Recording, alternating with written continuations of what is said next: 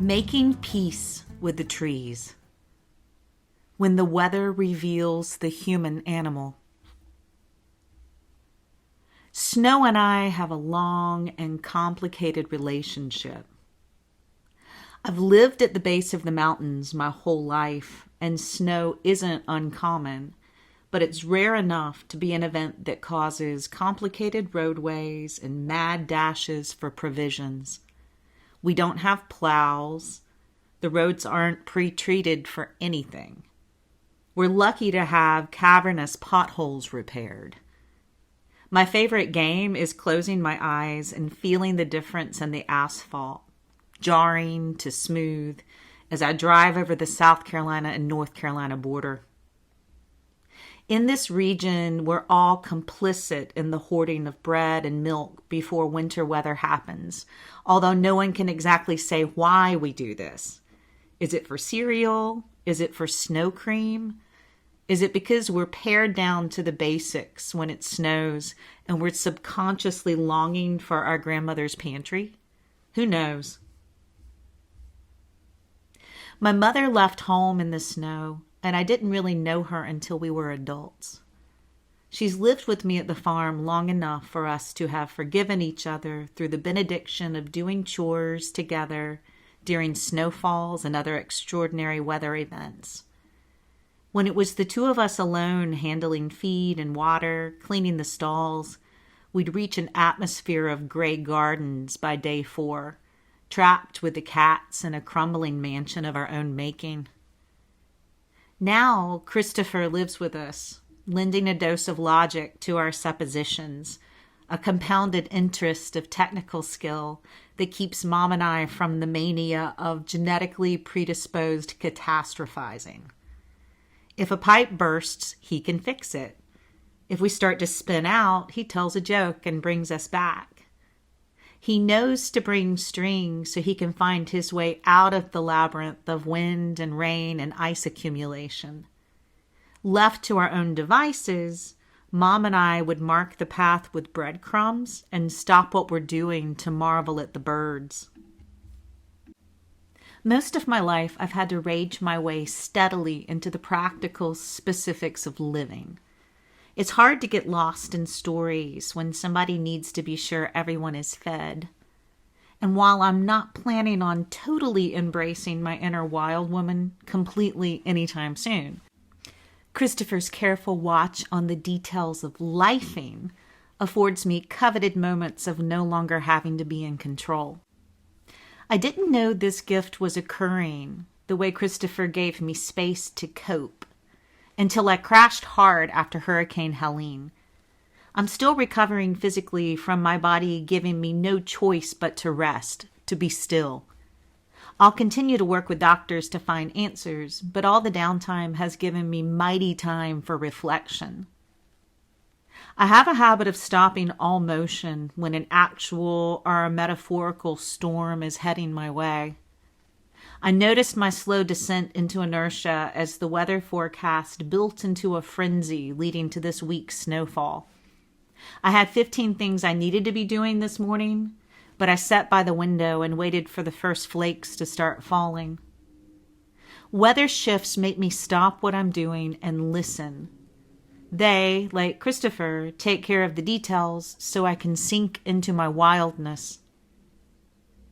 Sometimes those details look like a soft snow collecting on the tree limbs, and sometimes those details look like entire mountainsides stripped of trees. I watched my horse people all over the world go into action while fires tore through LA, as the fires still burn as I write this. It's too early to say how many animals and humans were rescued, will still be rescued, or to tally what all has been lost. What I do know is that those winds and flames are stripping away all pretense and reducing people down to their essence. The leaders at the heart of community action in Appalachia after Hurricane Helene, without missing a beat of their local tireless work, begin to trade resources and knowledge so there will be hay delivered and people fed long before the big organizations and their slow-moving wheels get moving in California. This is our new normal as the weather and the elements bash us. I've worked outside for 30 years.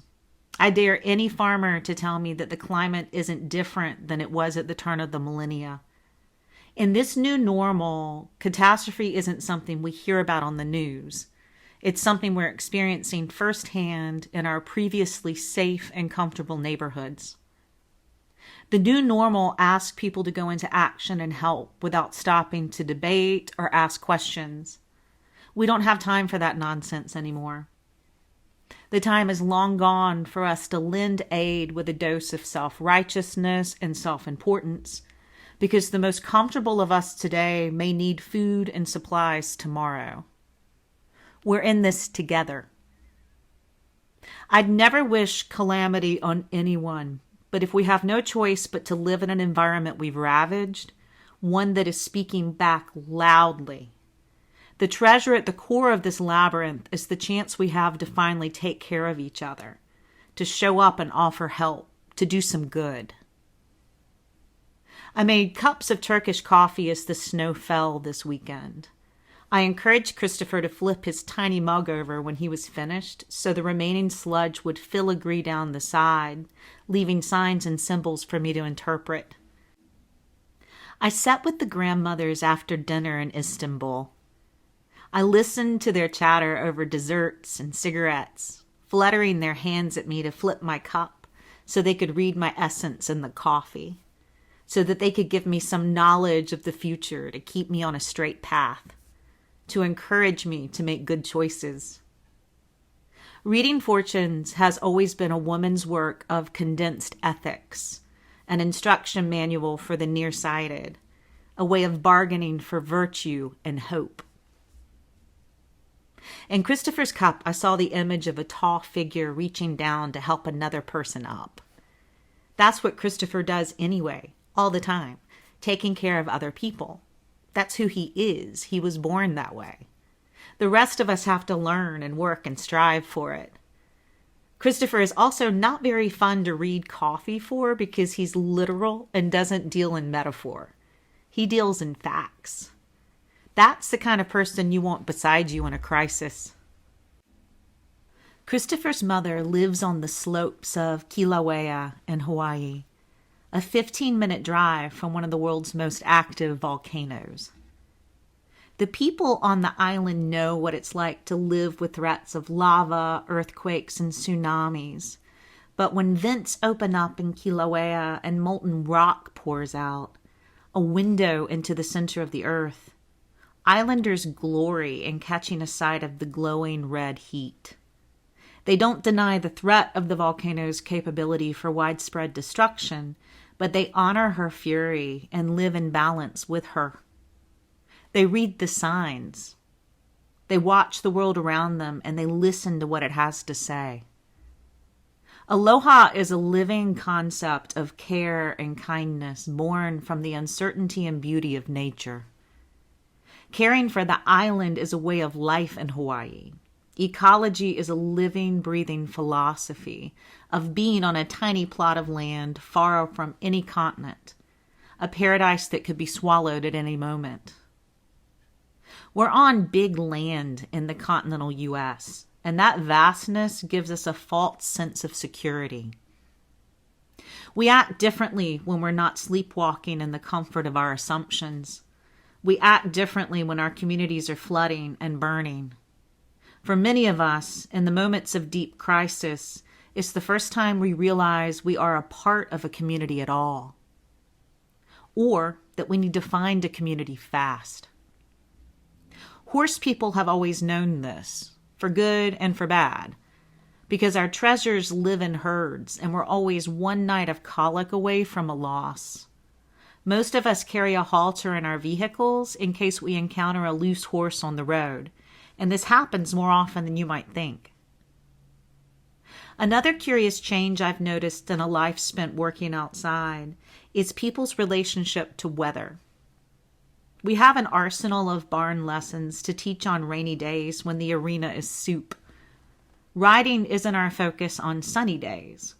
We want people to learn how to talk horse and read and write and listen in horse. And this begins and ends on the ground. When I first started teaching riding, people weren't afraid of rain.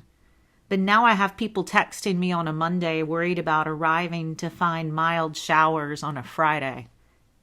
We've forgotten that we weren't designed for buildings, that the natural world is our original home. The snow is still softly falling here in South Carolina. The trees and the power lines are so far holding up under the weight of the weather. I've blamed snow most of my life for taking my mother away from me. But I see now that it's taken the snow and the rain and the wind to bring her back. How can we allow the wind and the fire and the waves to knit us back together? And then how can we continue to stay together in times of quiet abundance? How do we live in balance with each other and the earth? Like the grandmothers reading coffee over rose cakes and cigarettes. How do we learn to recognize the signs so that we can urge others to take action? And how can we be ready to help when we see a need? I needed a gentle storm like this snow, a quiet storm, to remind me back into my love affair with the natural world after Hurricane Helene. I had the luxury of having a warm home to return to after breaking ice in water buckets, but many people in Appalachia are still unhoused. The uncertainty of FEMA hotel vouchers are making matters worse. Tamar Reno writes of survivor's guilt, how it grows like kudzu, how we shouldn't feed it. Horses have a primal reaction to the sound of cracking branches. Their bodies urge them to run before a falling tree crushes them. Yet they still stand beneath the shade of a tree and graze in calm weather. Tamar is always guiding us toward how the horses remember us back into a connection with ourselves and the land around us. I think of this as I leave the warm house on this snowy day and wander into the snow-filled forest. It's time to make peace with the trees. I invite you to do the same.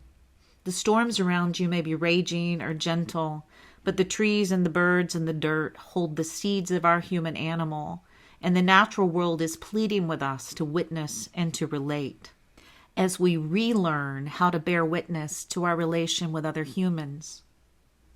We are part of the web, but it's easy to believe we're something other, something separate.